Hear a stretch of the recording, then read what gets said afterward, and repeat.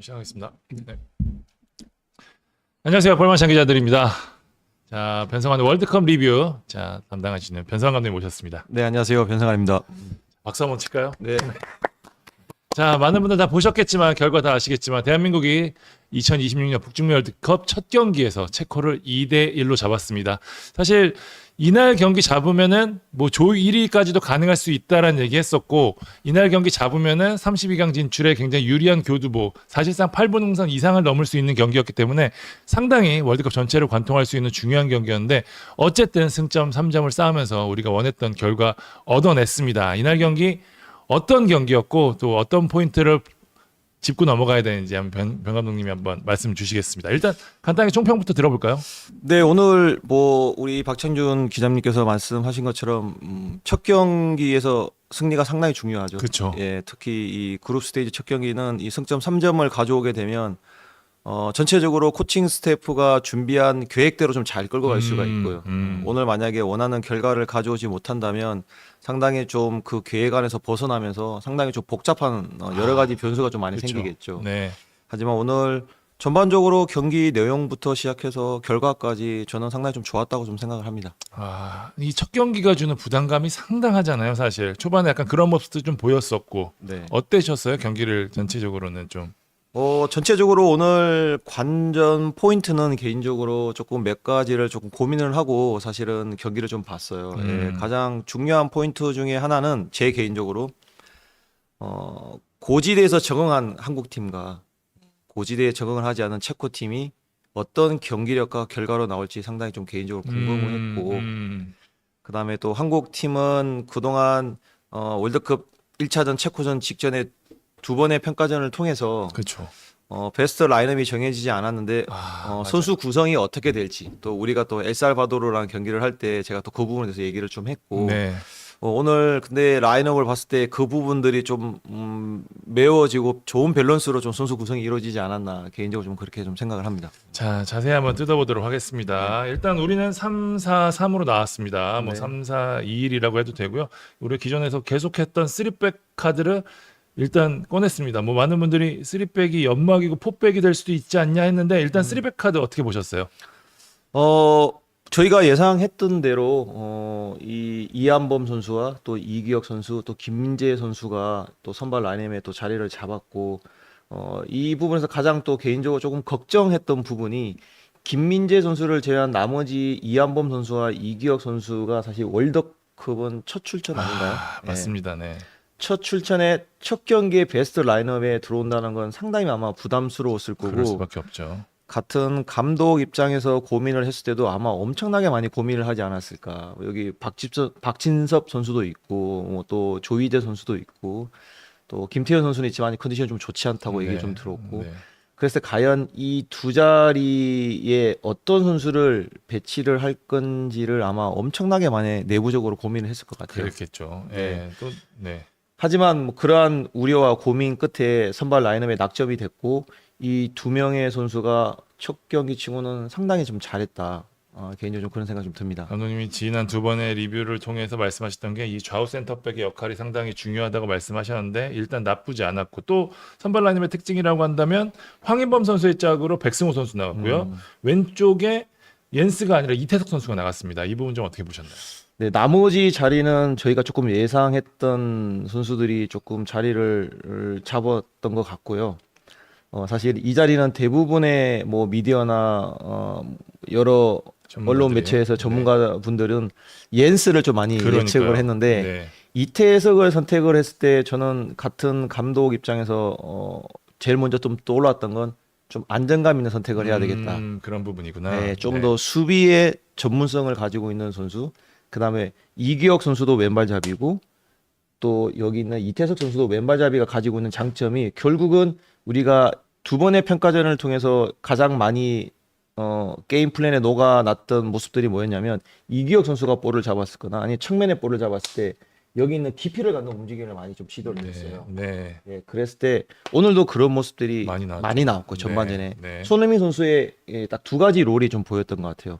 깊이를 갖는 움직임 하나와 드롭해서 중원에서 수적 싸움을 가져서 펄스 나인처럼 운영하는 부분 이 두 음. 가지가 나왔는데 그러한 측면에 이태석 선수를 선택을 했던 부분은 왼발에 결대로 올라가는 크로스, 그다음에 깊이를 가지고 있는 이런 패스, 그다음에 또 높은 위치에서 인버티드를 통해서 다시 한 번 더 뒷공간을 노리는 움직임들 이런 모습들은 오늘 이태석 선수한테 좀 많이 볼 수 있었고요. 아, 바른발로 쓰는 게 옌스는 오른발잡이니까 그렇죠? 네네네. 그래서 이 정발에 갖고 있는 장점들을 극대화시키고 이태석 선수는 왼쪽 풀백과 윙백의 전문성을 가진 선수이기 때문에 그렇죠. 첫 경기에 조금 더 안정감 있는 모습들을 선택하는데 좀 더 무게중심을 두지 않았을까 그런 생각 좀 해봤습니다. 파이백으로 들어갔었을 때 수비적인 미션이나 임무를 정확히 알고 있다라는. 네. 그리고 후반전 때 결국은 이 속도와 파워로 상대한테 조금 어려움을 주려고 좀 나름대로 게임 체인저들 준비를 하지 않았을까 생각을 좀 했습니다. 그때 옌스가 선택이 될 수도 있고 이 자리에는 이번엔 엄지성이 예, 선택됐죠. 엄지성이 선택이 됐죠. 그래서 좀 더 저희가 이제 득점이 좀 필요했으니까 예, 좀 더 공격 성향이 좀 강한 엄지성을 이번에 선택을 했고 저는 이제 시작할 때 이렇게 라인업을 봤을 때는 이렇게 좀 더 안정감을 갖고 이러한 계획 안에서 운영을 하시다가 어느 시점이 되면 조금 더 속도와 파워를 가진 선수들을 게임 체인저로 활용을 해서 경기의 흐름을 좀 더 가져오고 득점까지 노리려고 했던구나 하는 그런 생각을 좀 해봤습니다. 네. 체코 형태를 지금 5-3-2로 뒀습니다. 사실 네. 그 피파에서 발표한 라인업에 의하면은 3-4-3 형태로 돼서 우리랑 약간 미러링 형태로 붙을 거로 생각했는데 실제로는 움직임이 좀 그렇지 않았어요. 감독님 설명을 좀 해주십시오. 네, 저희가 볼을 소유를 했을 때 저도 예상을 했을 때는 기본적으로 조금 전에 우리 기사님이 얘기하신 것처럼 뭐 1대1 맨마크나 점프해서 이런 식으로 해서 저희를 조금 괴롭히지 않을까라는 생각을 좀 예상은 좀 해봤는데 실제 경기를 보는 내내 뭔가 좀 라인과 레인이 잡혀서 뭔가 좀 공간을 미리 지배하고 우리가 어떤 압박 트리가 걸렸을 때 한쪽에 체내링을 걸어서 압박을 들어오는 모습들을 전혀 볼 수 없었고 뭔가 좀 유연하게 좀 플렉스블하게 막 이렇게 움직이는 모습들을 좀 많이 봤던 것 같아요. 그래서 유심히 좀 보니 그 중심에는 슐츠라는 선수가 좀 있었던 것 같아요. 네. 그래서 이 친구가 여기서 플레이하거나 여기서 기다리면서 우리가 흔히 말하는 오사이 네. 블록을 갖추고 대응을 하지 않고 시크가 올라오면 슐츠가 올라오게 되면 이런 식으로 대응을 하더라고요. 그래서 슐츠가 여기서 5-3-2 형태의 높은 위치에서 플레이를 좀 많이 하기도 하고 때로는 또 여기 떨어지게 되면 여기 있는 친구가 또 점프해서 올라오기도 하고 예. 그러면서 이 슐츠가 어느 위치에 있느냐에 따라서 이 선수들이 대응하는 모습들이 조금 유연하게 조금 보이는 모습도 좀 많이 봤어요. 예. 그래서 플랫하게 5-4 형태로 수비를 하지 않고 상황에 따라서 유연하게 5-3-2 형태로 계속 변형되는 모습들이 가장 좀 수비 조직에서 특징이었던 것 같아요. 예. 결과적으로는 이런 형태들이 우리가 대응하기 좀 편했나요? 어땠나요? 저는 개인적으로 봤을 때 우리가 마지막 평가전 때 엘살바도르가 사실 5-3-2 형태로 수비를 했었거든요. 그렇죠. 네. 네. 아마 그 경기를 있구나. 참고를 하고 난 이후에 체코 팀이 조금 벤치마킹을 한 건지 아니면은 이게 훨씬 더 효율적이라고 코칭 스태프가 판단했는지를 모르겠지만 오히려 우리 팀한테는 좀 익숙하죠. 마지막 평가전 때 이러한 포메이션으로 상대하고 우리가 대응을 했었고 그에 대한 학습이 되어 있기 때문에 우리가 조금 더 어려움은 없지 않았나 개인적으로 좀 그렇게 좀 생각이 듭니다. 전반전 초반의 특징이라고 하면은 뭐 중반까지 우리가 좀 전방 압박보다는 좀 블록 수비를 좀 많이 했던 느낌이 좀 있었거든요. 네. 어떻게 보셨습니까? 1차적으로 저희가 뭐 수비를 먼저 좀 말씀을 드리면 상대가 골킥에서 만약에 이렇게 셋업이 됐다고 치면 네. 그래서 이런 식으로 올려서 뭐 4-2-3-1 형태의 이렇게 슈츠를 조금 많이 올리긴 하더라고요. 이렇게 네네. 만약에 뒤틀어서 여기를 빼고 여기를 잡아놓고 오른쪽 시프트 걸어서 위로 초우파를 위로 올리고 이런 식으로 조금 운영을 하는 모습들을 좀 볼 수 있었어요. 그랬을 때 우리가 골킥 셋업할 때 가장 조금 제가 눈여겨봤던 부분은 손흥민의 위치가 어디로 갈 거냐라는 걸 좀 많이 봤는데 저희가 골킥 셋업 시에는 이강인과 이재성을 점프시키고 흥민이를 중앙에서 패스 루트를 차단하게 만들고 결국은 우리가 3-4-1-2 형태로 이렇게 전방 압박을 골킥 셋업 때 걸더라고요. 그래서 흥민이를 손흥민 선수를 밑에 내려서 여기 패스 블록을 차단하게 만들고 이 양쪽 윙포도 있는 두 명의 선수들을 투 스트라이크 이렇게 넣는 모습들을 좀 볼 수 있었습니다. 예. 그래서 이게 인플레이가 돼서 플레이가 되면 적극적으로 좀 채널링이 들어가서 우리가 상대가 사실 오늘 체코 팀에서 오늘 볼 수 있었던 플레이는 기존에 우리가 예상했던 아주 단조로운 플레이로 지속적으로 좀 네. 괴롭혔던 것 같아요, 저희들은. 네. 예. 뭐 골킥 세를 때는 이런 3-4-1-2 형태를 구성을 해서 우리가 1차적으로 대응을 했고, 그다음에 만약에 상대가 볼을 잡고 올라왔을 인플레이 된 상태였으면 저희들이 기존에 잘했던 이렇게 5-2-3 형태로 상대를 좀 괴롭히는 모습들을 좀 볼 수 있었습니다. 그래서 크게 수비 조직에서 볼 수 있었던 장면들은 골킥 셋업 때 양쪽 윙포드를 투톱으로 세우고 3-4-1-2 형태로 대응을 갖추고, 네. 그다음에 인플레이 상태에서는 저희들은 5-2-3 형태로 전방 압박을 거는 모습들을 좀 볼 수 있었고요. 또 기존에 또 저희가 이제 기다리는 정비된 수비에서는 양쪽 윙포드를 내려서 공간을 장악하고 5-4-1 형태, 로우 블록에서는 이런 형태가 좀 갖춰지겠죠. 그래서 크게 세 가지 형태를 좀 보시면 될 것 같아요. 얘기 드린 대로 우리가 사실 전반 막바지에 압박이 잘 들어가면서 거기서부터 계속 자르고 들어가는 공격들이 많았는데 전반 중반까지는 그런 장면들이 많이 안 보였거든요. 이게 약간 긴장감 때문이었을까? 아니면 좀 의도된 플레이라고 보세요? 왜냐하면 저희가 경기 초반에는 사실 상대가 어떤 플레이를 할 건지에 대해서 예상은 하고 있고 분석은 했지만, 실제 이제 경기를 시작하는 초반에는 조금 안정감 있게 서로 간에 5분 정도에서 15분까지는 좀 탐색전 좀 필요하니 우리가 준비한 게임 플랜대로 상대가 플레이를 하는지를 좀 지켜보고 난 다음에 이 압박 타이밍을 거는 부분들을 아마 벤치나 선수들이 조금 잡고 있었을 것 같아요. 예, 그러다 보니까 경기 시작 5분부터 한 10분까지는 조금 안정감 있는 경기 운영을 통해서 경기의 흐름의 양상을 좀 지켜봤던 것 같고, 그 이후에 저희가 3자 입장에 봤을 때는 이 경기는 얼마든지 좀 더 공격적으로 싸워도 되겠다. 공수에서 네. 충분히 우리가 준비가 좀 더 잘 되어 있고, 체코 선수들은 컨디션이 그렇게 좋아 보이지는 않았던 것 같아요. 예. 그래서 조금 더 자신감 있게 우리가 압박 들어가는 타이밍, 강도, 속도 전체적으로 좋은 밸런스를 갖고 상대를 괴롭힌다면 충분히 우리가 오늘 이길 수 있겠다는 생각을 경기를 보는 내내 좀 생각을 가졌어요. 그다음에 오늘 좀 좋았던 게 뭐냐면 저희가 볼을 소유하고 난 이후에 볼이 상대한테 다시 넘어갔을 때, 그렇죠. 턴오버가 됐을 때 이 민재 선수 중심으로 해서 이 라인 컨트롤하고 올라오는 속도가 상당히 좋았어요. 이게 영상에 보일 정도로 라인 컨트롤하는 속도가 상당히 좋더라고요. 그리고 이 경기에서 프리킥이 났을 때 우리가 기존의 대표팀보다 라인이 제 눈에는 한 두세 번 정도 좀 더 높게 잡은 것 같아요. 예, 그 높이에 대해서 좀 어떠한 방법을 우리가 선택을 해서 우리가 상대를 괴롭힐 거냐라고 판단했을 때 코칭 스태프가 이 파울이 나면 평소보다 조금 라인이 좀 더 높게 잡는 모습도 좀 볼 수 있었습니다. 이 라인을 높게 잡았던 건 아무래도 김민재 선수 역할이 상당히 그럼 좋았다는 설명도 가능하겠네요. 네, 경기 중에 인플레이 상에서도 라인 컨트롤하는 속도도 상당히 좋았고, 그다음에 이 직접 프리킥이 났을 때도 우리가 기존에 있는 이 존 디펜스를 할 때 우리가 만약에 이 박스 라인에서 우리가 라인을 잡고 수비를 했다고 하면 네네. 이번에는 조금 더 제 눈에는 조금 더 높게 잡는 모습을 좀 더 볼 수 있었어요.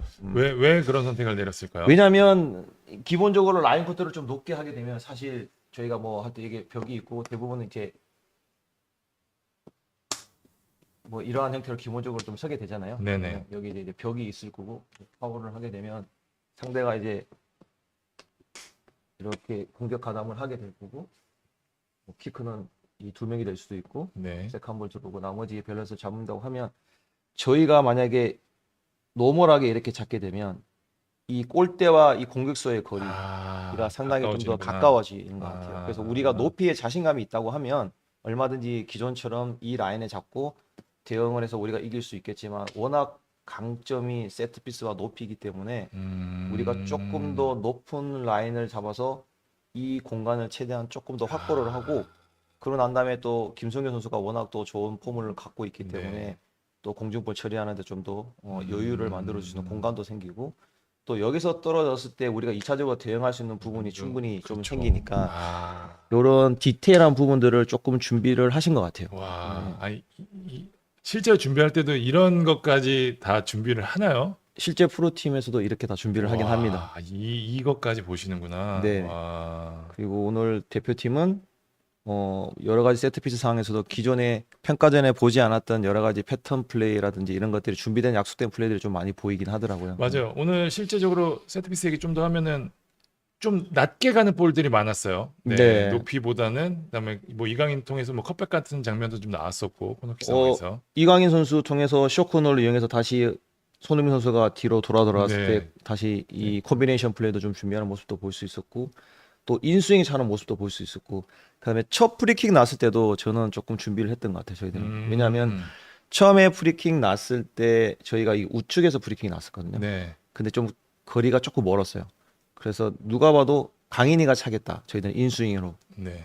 근데 손흥민이. 첫 프리킥에서는 손흥민은 오른발 아웃스윙으로 차더라고요. 네. 분명히 이것 또한 약속이 돼 약속된. 있는 부분이었다라고 저는 좀 개인적으로 좀 생각이 좀 들었고요. 아. 그다음에 좀 더 가까이 있어서 프리킥을 얻은 장면에서 또 강인이가 왼발로 또 때리더라고요. 그래서 손흥민 선수와 이강인 선수가 어떤 상황에 누가 킥을 할 건지 이미 약속이 분명히 되어 있었고 그 어느 위치에 따라서 또 선택이 좀 달라지지 않았을까.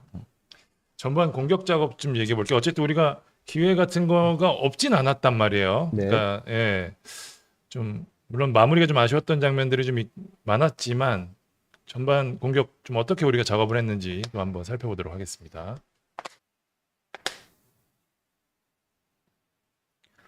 오늘 저희 한국 팀이 가장 좋았던 장면 중에 하나는 저는 이 황인범, 백승호 선수의 경기 운영과 이 능력이 아주 좋았다. 그리고 이재성 또 이강인 선수는 원래 기존에 계속 봐왔던 그 클래스의 그 포지셔닝에서 계속 플레이를 했었고요. 저희들이 엘살바도르를 분석을 했을 때 제가 조금 아쉬웠던 부분이 이 여기에 구성을 제가 좀 얘기를 좀 많이 네네, 했던 것 같아요. 네. 예, 그 밸런스적인 부분 구성, 각자 가지고 있는 특징들의 조합들을 조금 더 맞추면 훨씬 더 큰 시너지를 내겠다고 제가 그때 한번 말씀을 드렸는데 네. 오늘 그게 좀 딱 맞아 떨어지는 오, 느낌이었어요. 그래서 오. 뭐였냐면 네. 오늘 가장 좋았던 부분이 제가 봤을 때는 이 기존에 저희가 많이 운영을 했을 때 이 미드필더 두 명의 선수들이 일반적으로 측면에서 설령호 선수가 볼을 잡았거나 아니면 이하범 선수가 볼을 잡았을 때 이 두 명의 선수들은 거의 뒤로 빠져서 볼 소유 경기 운영을 되게 많이 했었어요. 근데 오늘 경기를 보면 불필요하게 뒤로 빠지는 모습들이 좀 많이 없었던 것 같고요. 네, 그러네요. 생각해 보니까. 네. 네. 그리고 가장 좋았던 건 여기 있는 이한범 선수나 이기혁 선수가 측면에 있는 윙백들이 볼을 소유했을 때 이 두 명의 미드필더 선수들이 그동안은 이렇게 플랫으로 또 많이 경기 운영을 했었어요. 근데 오늘은 볼이 딱 측면으로 가면 1차적으로 백승호 선수가 볼 중심에 접근을 하다가 다시 볼이 뒤로 나오면 여기서 멈춰 있지 않고 다시 2차로 포켓에 들어간 경우가 꽤 많아요. 그러면은 여기가 또 깊이를 가져주고 이강인 선수가 다시 포지션 체인지가 네. 이루어지고 이렇게 빠진 공간에 여기에 생긴 이 공간을 서 있지 않고 또 황인범 선수가 접근을 해주면서 제가 앞전에도 말씀드렸던 볼 중심에 지속적으로 로테이션이 걸리고 수적 우위 상태에서 상대를 무너뜨리는 모습들을 상당히 많이 봤어요. 오늘 경기의 핵심은 저는 이 두 명의 선수라고 좀 봐요. 거기에 이재성 선수, 이강인 선수까지 포함해서 그 다음에 때로는 아까 얘기한 것처럼 손흥민 선수가 드롭해서 중원에서 이 5명의 상대 미들 지역보다 수적 우위를 통해서 상당히 깨는 모습들이 오늘은 되게 많이 나왔어요. 그래서 오늘의 핵심은 황인범 선수와 이 백승호 선수 이 두 명의 친구가 경기 운영을 좀 상당히 잘했다. 그리고 득점하는 장면도 보시면 황인범 선수가 이강인 선수를 기존에 인필드로 집어넣어서 수적 우위를 만들어 놓고 여기서 작업을 해서 이강인 선수가 프리로로 돌고서 그쵸. 오픈이 딱 되면 네.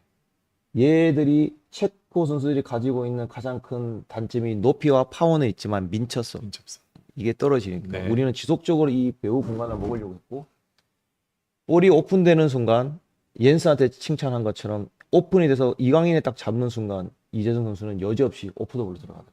네. 그래서 이 볼이 들어가서 전반전에 또 아주 리터 나와서 손흥민 선수가 또 그렇죠. 슈팅 때려서 블락돼가지고 걸린 좋은 네. 찬스도 있었고 또 이 볼이 황인범 선수한테 투입이 돼서 결국은 황인범 선수가 마무리까지 했죠. 마무리해서 1대1 동점골을 만들어내고 또 보시면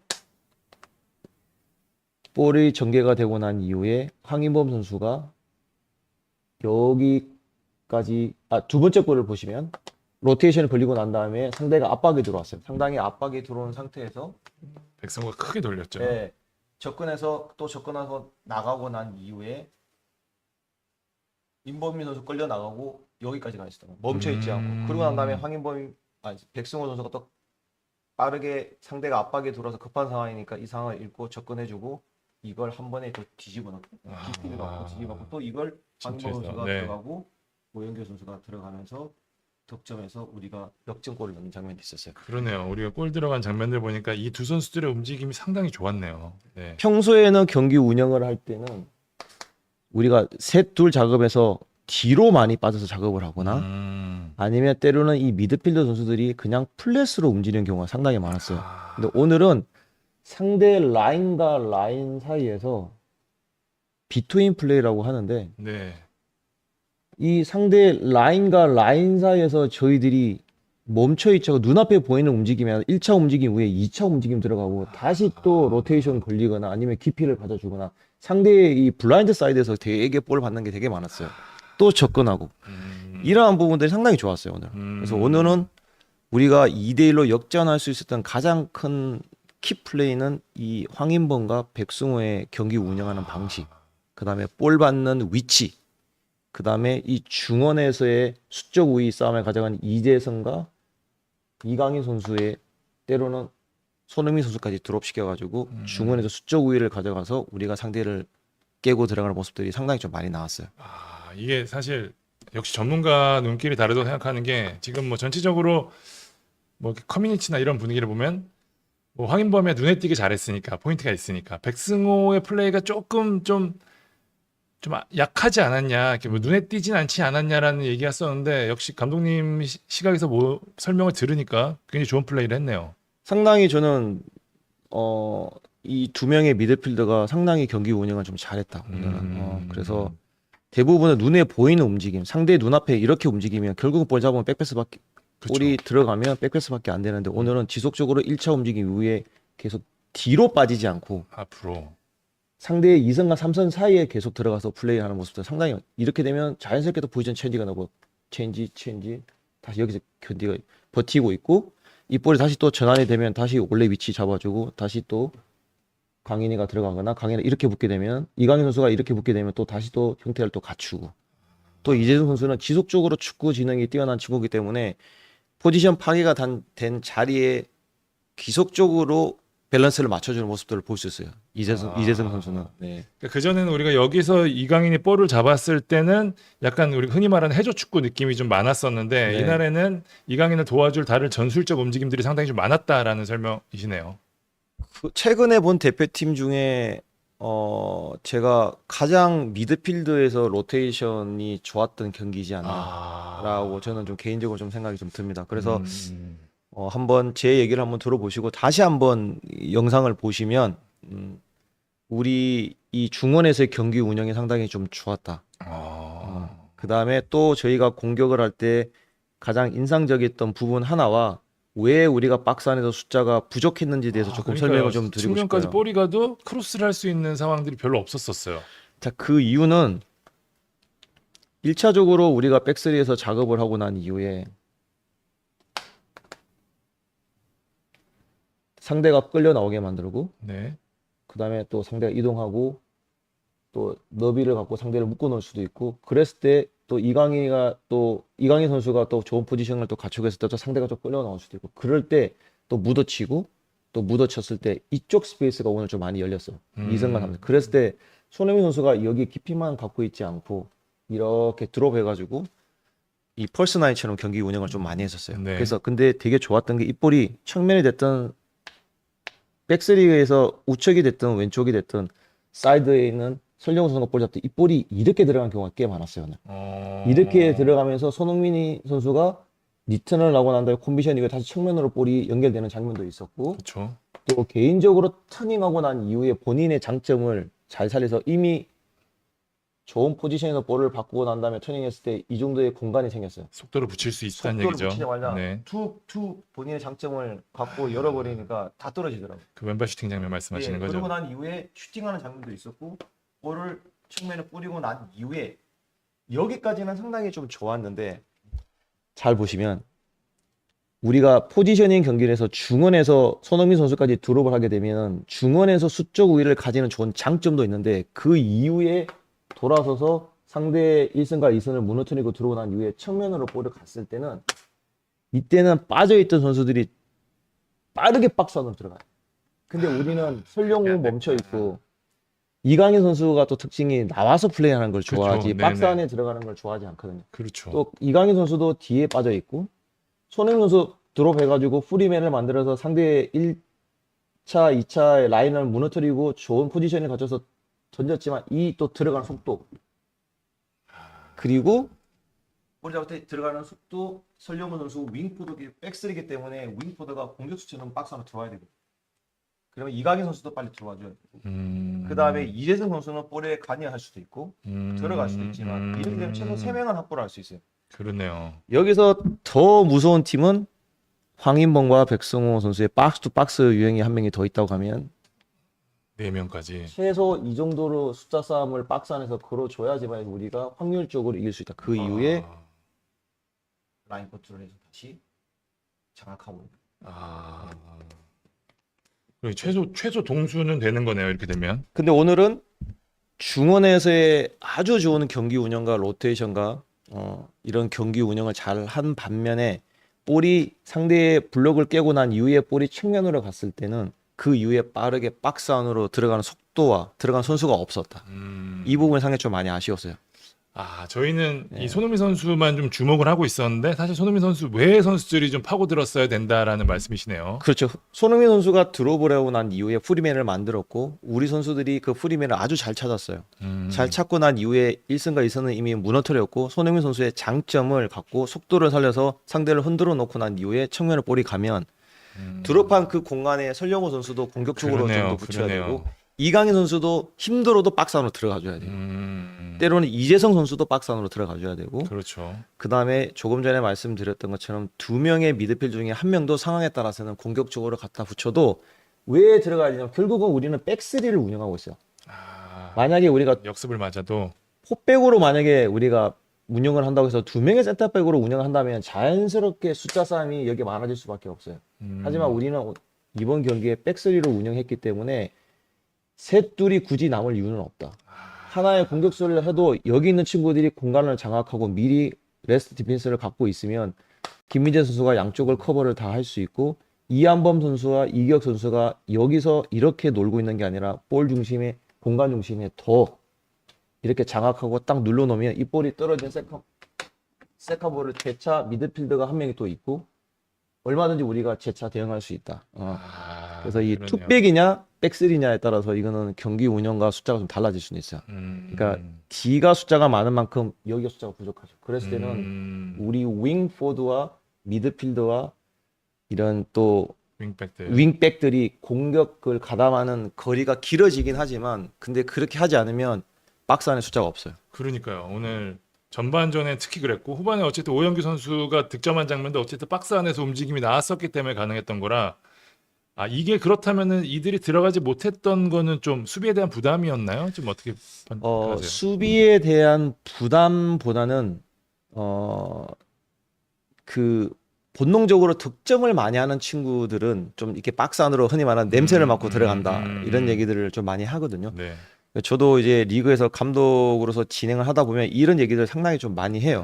왜냐하면 대부분 선수들이 던져놓고 미드필드는 득점을 하러 안 가는 경우가 꽤 많아요. 그러니까 조금 안정감 있는 경기 운영과 우리가 또 과거의 운동을 배울 때 좀 미드필드는 우리 지역에서만 좀 있어야 된다는 생각을 좀 갖고 있잖아요. 흔히 말하는 뒷박에 대한 불안감인가요? 예, 그리고 또 우리가 대표팀이 월드컵을 진출하기 가전까지 사실 백프로 경기 운영을 더 많이 했었고 그렇죠. 그냥 백프로 운영하게 됐을 때는 여기 있는 설령호 선수와 이태석 선수는 기본적으로 이렇게 밸런스만 맞춰주면 되는 거지만 지금은 백스일 때는 그냥 윙포드처럼 들어가줘야 돼. 여기서 설령호 선수가 볼을 잡게 되게 되면 이태석 선수도 박스 안까지 들어가야 되고 또 이태석 선수가 볼을 잡았을 때는 설령호 선수가 박스 안까지 들어가지고 그 다음에 두 명의 미드필더는 하나 더 공격적으로 붙이고 하나 장악하고 장악하면은 셋 하나 형태로 이렇게 해서 충분히 우리가 이 대응을 할 수 있다. 네, 근데 오늘 이러한 모습들이 결국은 박스 안에 숫자가 조금 부족하지 않았나라는 생각을 합니다. 그래서 벤치나 앞으로 이 첫 경기를 끝나고 난 이후에 똑같은 포메이션을 사용한다고 하면 두 번째 득점을 할 때는 사실 빠르게 압박에 들어오는 구조 안에서 백승호 선수가 한 번에 뒤집었고 잘 돌려놨죠. 그걸 황인범 선수가 또 이선 침투를 통해서 잘했죠. 또 뒤를 무너뜨렸고 사실 카운터택식으로 빠르게 공격 전개를 한 상황이거든요. 네. 예, 근데 정상적인 구조 안에서 던지고 난 다음에 상대가 자리를 잡고 있을 때는 숫자 싸움이 결국은 손흥민 선수 하나만 가지고는 절대 해결할 수가 없으니까. 그렇죠. 예. 그래서 그랬을 때 이런 숫자 동원이 필요하다. 라는 얘기를 좀 해주고 싶었습니다. 예. 다른 선수들도 다 들어가야 되는 거예요. 저희는 뭐 일단은 기본적으로는 최전방에 있는 선수를 중심으로 공격은 볼 수밖에 없으니까 손흥민이 약간 제로톱처럼 움직이다 보니 어쩔 수 없이 비었구나라는 게 아니라 이거를 분명히 전술적 움직임으로 채울 수 있는 것들도 있군요. 네. 이걸 무조건 채워야 된다고 저는 생각을 해요. 음. 예, 왜냐하면 뒤에 머물게 되면 결국은 이 볼이 파이널 서드까지 들어가게 되면 이 볼의 그 최종 목표는 이 박스 안으로 볼이 들어가야 돼요. 그렇죠. 피지으로 들어가야지만 우리가 득점을 할 수 있고 근데 만약에 이렇게 가담을 하지 않고 그냥 그대로 머물러 있고 이런 식으로 자리를 잡고 있고 여기 손흥민 선수가 하나만 이렇게 있다고 하면 아마 이태석 선수가 최소부터 상대는 뭐 3명은 이렇게 들어와 있을 거고 아마 못 붙일 거야. 그쵸. 그렇게 되면 결국 어떻게 되냐면 파이널 서드까지 진입하자고 우리가 빌드업부터 프로그레이션을 했고 또 이 파이널 서드까지 진입했는데 결국은 또 백패스. 그러면 이제 우리가 흔히 말하는 U자 빌드업식으로 또 돌아야 되니까 그렇게 되면 상대는 조직적으로 이미 다 갖춰버리고 갖추죠. 네. 그럼 우리는 다시 또 시작해야 되는 상황이 되는 거죠. 야, 역시 감독님 설명을 들으니까 또 명쾌하게 또 설명이 가능해지는군요. 이날 경기 우리가 좋았던 것 중에 하나도 저는 개인적으로 실점한 후에 형태를 좀 유지했던 게 좀 인상적이었어요. 좀 무리하게 바꾸지 않았던 게 조금 좀 눈에 띄었거든요. 어떠셨어요? 아마 저희가 1대0으로 지고 있는 상태가 시간이 한 30분 정도가 그쵸. 남아 있는 상태였고 네. 이때 이제 벤치에서 선택은 하겠죠. 이거를 다시 백포로 돌려서 공격 숫자를 많이 늘릴 거냐. 네. 아니면 기존에 있는 이 시스템을 유지를 하면서 우리가 차근차근 준비한 우리 흐름대로 우리가 따라갈 거냐. 근데 결국은 준비한 게임 패턴대로 우리가 크게 변화를 주지 않고 선수 교체를 통해서 시스템을 살려놓고 조금 더 에너지 레벨이 높은 친구들을 투입을 하면서 우리가 전술적 변화를 좀 가져갔고 결국은 오영규 선수가 또 결승골을 넣었고 오늘 게임 체인저 선수들 보면 황희찬 선수, 엄지성 선수, 그다음에 오영규, 그다음 미드필더 2명, 네. 김진규, 박진섭 박진섭. 이렇게 들어갔는데 제가 봤을 때는 엄지성 선수만 몸이 조금 날카로운 모습들을 좀 볼 수 있었고 나머지 4명의 선수는 그렇게 날카롭다라고 생각은 좀 들진 않더라고요. 오영규 선수는 뭐 38도 고열이었다고 하더라고요. 네, 저도 끝나고 나서 인터뷰하는 모습을 보고 알았는데 네. 특히 또 이런 월드컵 같은 큰 경기의 첫 경기에 이 벤치에서 시작하는 게임 체인저 선수들이 사실 그 흐름을 따라가는 게 정말 쉽지 않아요. 정말 쉽지 않거든요. 거기다가 또 경기도 1대0을 지고 있는 상태였고 아마 오역은 상당히 많이 앞서 있지만 몸이 막 갑자기 젖살이 쌓이면서 이게 회복하는 속도도 떨어지고 그렇겠죠. 또 경기 흐름도 따라가야 되고 여러 가지 막 산만한 경우가 많이 생긴단 말이에요. 근데 몸에 그냥 제가 느끼는 형태의 몸의 속도와 이런 컨디션만 봤을 때는 엄지성 선수는 조금 가벼운 모습을 좀 볼 수 있었고요. 나머지 4명의 선수는 조금 몸이 무거워 보이는 것들은 사실이었던 것 같아요. 근데 그건 이제 컨디션의 부분이라기보다는 모든 선수들이 다 힘들어하는 상황이에요. 그 부분들. 긴장도 할 테고 들어간 선수들이 전부 다 월드컵 처음 뛰는 선수들이었습니다. 네, 맞습니다. 네, 그래서 그래도 우리가 그 게임 체인저들이 들어가서 경기 흐름을 바꿔놨고 결과적으로 우리가 이겼고 그래서 아주 팀적으로는 상당히 좀 좋은 흐름으로 가지 않을까라는 생각을 좀 많이 해봤습니다. 그리고 우리가 이제 실점하는 장면을 좀 얘기를 좀 해볼 필요가 있는 것 같아요. 야, 진짜 아니 그렇게 크로스보다 더 좋은 스로이는 제가 거의 본 적이 없는 것 같은데. 저희가 이제 실점하는 장면에서 보면 이거는 하나의 이제 제가 팀을 운영할 때도 마찬가지고 이제 좀 어떻게 보면 저는 옵션을 하나 조금 제공을 한번 하면 좋겠다는 생각을 좀 했어요. 예. 그러니까 저희가 이제 체코 팀이 가장 큰 장점은 계속 저희가 뭐 모든 사람이 다 알고 있잖아요. 높이죠. 네, 높이와 다이렉트 플레이, 세트피스, 스로인, 세트피스랑 스로인까지 포함이 되니까. 네. 예. 그랬을 때 저희가 오늘 수비하는 대응하는 모습들을 보니까 저희들은 조금 존 디펜스로 쓰고 있는 느낌이 더라고요. 예. 개인 방어보다는 쫀으로. 네. 존 디펜스로 이렇게 좀 저희들은 좀 대응을 하는 모습이었고, 그리고 이제 상대가 이게 초우팔이 아주 무서운 스로인을 무기를 갖고 있더라고요. 보니까. 아니 이런 정도 스로인이면 진짜 음. 어마어마한 무기를 쓸 수 있을 것 같아요, 진짜. 그리고 이 큰 친구들을 여기 이렇게 위치를 여기 이렇게 들어가 있고, 이제 큰 틀에서만 좀 말씀드리면, 네네네. 그다음에 나머지 선수도 이 크레이치 주장 친구 맞죠? 네, 맞습니다. 크레이치가 득점을 했는데 지금 이게 자석이 커서 박스를 지금 벗어나 있는데 네. 참고만 좀 해주시면 좋을 것 같아요. 네. 그래서 저희들은 이렇게 해서 존으로 대응을 하고 있었고, 음. 그다음에 큰 친구들을 이렇게 좀 배치를 시켜놨고, 네. 그다음에 여기 있는 초우팔 선수가 거의 뭐 슈팅처럼 날아가잖아요. 이게. 네. 근데 우리가 이선에 있는 친구들을 좀 보시면 준비된 포지션에서 이렇게 포지션을 잘 갖추고 있더라고요. 근데 얘들은 뒤에서 러닝 점프로 들어오고 있어, 얘가. 예. 러닝 점프로 들어오고 초우팔이 미사일처럼 던지니까 이걸 한 방에 잘라 먹었죠. 이기혁 선수가 네, 넘기면서 이렇게 잘려서 넘기면서. 골을 네. 먹었어요. 네. 그러면 다음에도 이런 유형의 팀을 만나게 되면 하나의 옵션이 좀 블로커가 있어야 된다. 그러니까 포지셔닝만 갖추지 않고 하나를 좀 막아주는 잘라 들어온 선수가 속도를 붙이지 못하게. 못하게. 그다음에 아. 최대한 얘가 편하게 헤딩을 하지 못하게. 조금이라도 밸런스를 무너뜨리고 여기서 이기혁 선수가 헤딩을 뜨게 되면 이 친구가 건드려 놨기 때문에 아마 중심이 무너진 상태 헤딩을 하게 되면 이게 골대 맞고 나갈 수도 있고 밖으로 나갈 수도 있고 그쵸. 때로는 우리가 이기혁 선수가 헤딩을 경합해서 이길 수도 있는 상태인데 그런데 우리는 이렇게 존으로 해서 디펜스만 포지셔닝만 갖췄지 여기에 관여하는 선수가 없더라고요. 오늘 실제만 장면을 보니까. 그러니까 이 친구들은 약속된 패턴에 러닝 점프로 달려들어 속도를 붙인 상태에서 던지니까 이기혁 선수 넘기자마자 바로 찍어버리더라고요. 그래서 다음에 이런 유형의 팀이 만나면 포지셔닝도 좋지만 포지션 이후에 누군가는 핵심적인 선수의 블로커가 좀 있으면 좋겠다. 바디 체크를 할 수 있는 친구들이. 바디 체크. 그렇죠. 예. 그래서 길목을 막아줄 수도 있고 맨마크로 따라가줄 수도 있고 그러면 여기 있는 센터백의 부담을 좀 더 덜 받을 수도 있으니까. 네. 그래서 그 부분들을 오늘 조금 제 눈에는 좀 보였고요. 네. 오늘 전반적으로 우리 선수들은 좀 상당히 좀 경기를 좀 잘했다. 상당히 이게 많은 분들이 아마 체코가 너무 못한 거냐, 우리가 잘한 거냐 궁금하실 수 있는데 감독님 평가하기는 어떠세요? 체코 선수들이 제가 생각했던 것만큼 강하지 않았어요. 네. 그게 첫 경기여서 그럴 수도 있을 것 같고요. 뭐 고지대 부분도 있었을 테고. 아까 저희가 얘기했던 관전 포인트 중에 하나, 고지대를 적응한 팀과 적응하지 않은 팀에 대한 경기력과 결과는 어떻게 나올지 되게 궁금했는데 오늘 경기만 봤을 때는 충분히 우리가 이길만 했다. 그리고 그러면 우리가 충분히 알고 있는데 왜 우리가 이걸 당해야 되냐? 사실은 또 그건 또 다른 얘기인 것 같아요. 높이는 우리 맨날 에드가한테 당하잖아요, 다른 네. 분들이. 알고도 당할 수밖에 없는 게 또 이는 스포츠고 또 축구이고 네. 그래서 다음에 이런 장면이 일어나면 제가 아까 옵션을 드렸던 이런 부분들도 한번 그러네요. 참고를 해보면 좋겠다라는 것들을 제가 말씀을 드렸던 부분이고 오늘 이한범 선수와 이기혁 선수는 첫 월드컵에 아마 특히 이기혁 선수는 호흡을 한 번도 맞추지 않았잖아요. 그쵸. 챔까지는 2연전 네. 빼고는. 네.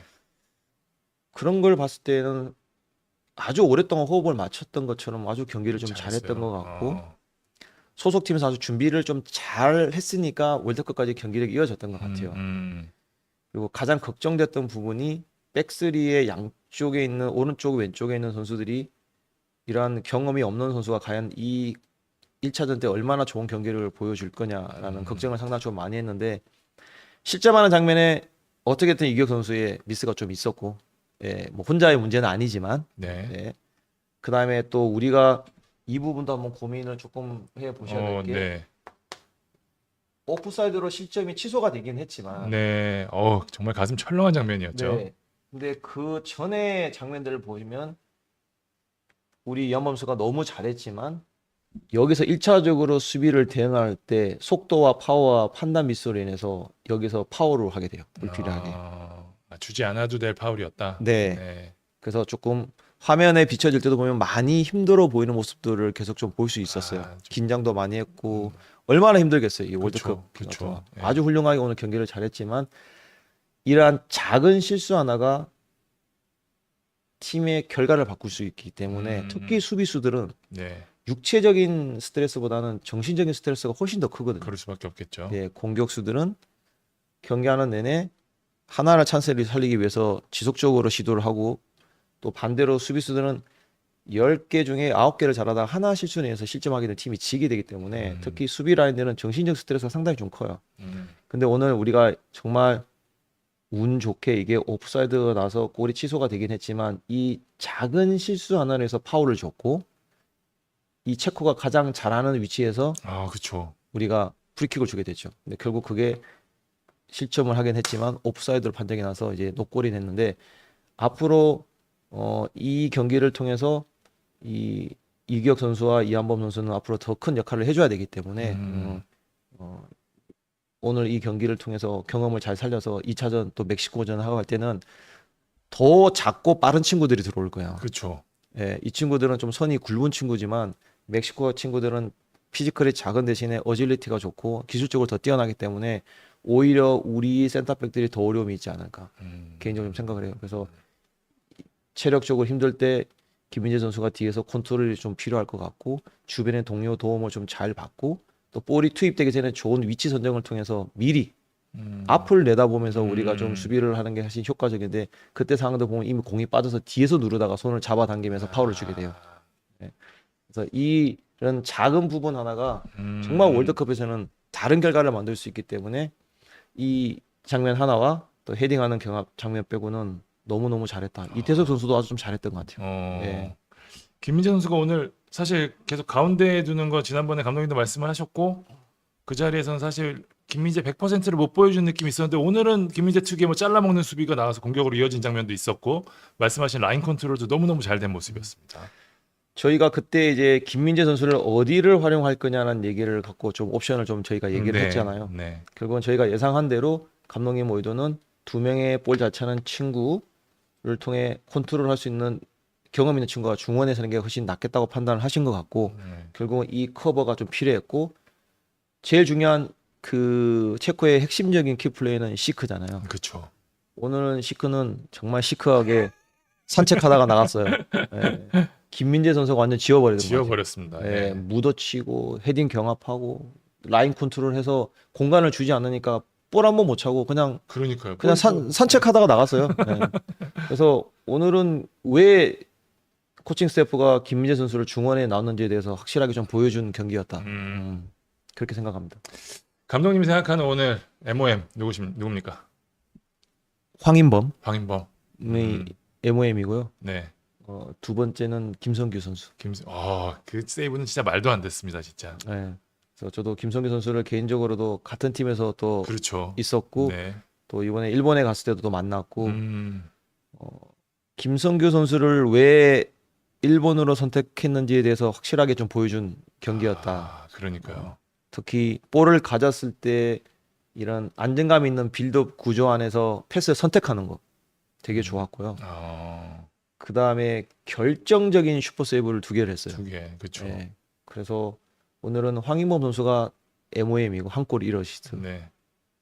네. 두 번째 MOM을 뽑는다고 하면 저는 김성규 선수를 좀 뽑을 수 있을 것 같아요. 그러니까 이게 말씀하신 대로 좌우에 있던 양쪽 센터백들이 아무래도 월드컵 경험이 부족하기 때문에 김민재 선수 혼자서 통솔하기는 좀 쉽지 않을 수 있었는데 김승기 선수가 그 역할을 상당히 좀 잘 해냈다는 느낌을 좀 저도 좀 받았습니다. 네. 그래서 오늘 불안한 느낌이 거의 없었던 것 같고요. 또 상대가 간헐적으로 특히 63분 정도에 보면 상대가 이 3톱을 전체를 다 바꾼단 말이에요. 네, 그렇죠.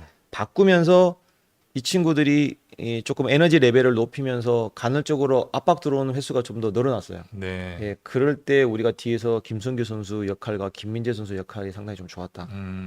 크게 흔들리지 않고 우리가 원하는 그 경기 흐름 안에서 패스의 선택과 구조를 만들어서 잘 대응하는 모습들을 볼 수 있었어요. 야, 감독님이 또 설명해 주시니까 이해가 쏙쏙 되면서 이게 앞으로 멕시코전 하기 전까지 징그럽게 틀어줄 겁니다. 그 경기들을 다시 한번 보시게 될 때 감독님이 설명하신 중원의 움직임이라든지 이런 부분들을 좀 집중적으로 보시면 상당히 재밌을 것 같고 얘기하신 대로 손흥민 선수가 어찌되건 계속 활용이 될 수밖에 없는 상황일 때 우리가 박스 안에서 숫자를 늘리기 위한 옵션이라든지 아니면은 말씀해 주신 세트피스 상황에서의 이런 먼저 선 블록 장면이라든지 이런 부분들이 조금 더 나아지면 우리가 진짜 이번 월드컵에서 진짜 일을 낼 수도 있을 것 같습니다. 첫 경기를 좀 상당히 좀 잘 푸는 것 같아요. 예, 그동안 저희 대표팀이 사실은 많은 관심을 받지 못하고 이 첫 경기를 치렀던 것 같은데, 근데 오늘 경기를 뭐 체코가 못하고 잘하고의 문제가 아니라 이 월드컵에 나가서 첫 경기는 어느 팀을 상대하더라도 힘들어요. 아, 당연히 브라질이나 이런 팀도 힘들어하죠. 맞습니다. 네, 네. 사실 오늘 멕시코하고 남아공 경기는 제가 전체 풀타임은 보지 못했지만 사실 멕시코 경기도 썩 좋지 않았던 것 같아요. 네. 그런 거 보면 홈타운에서 홈 경기를 했는데도 경기력이 좋지 않은 걸 보면, 특히 또 남아공은 그렇게 전력이 강한 팀도 아니고, 그렇죠. 그랬을 때 오늘은 충분히 우리 대표팀과 우리 코칭 스태프가 준비하고 노력한 부분들에 대해서 충분히 박수를 좀 쳐주고 우리가 더 큰 관심과 응원을 해줘야 되지 않을까, 좀 그런 생각이 좀 많이 들었습니다. 네. 네, 어쨌든 저희가 체코전 분석해봤습니다. 멕시코전에도 진짜 기분 좋게 이렇게 좀 웃으면서 분석하는 시간이 됐으면 좋겠습니다. 내용 들으니까 우리가 이길만 했네요. 네, 맞습니다. 예. 네. 아무튼 저희가 2차전 때도 저희가 병 감독님 모시고 아주 심도 깊은 분석하도록 하겠습니다. 지금까지 볼만찬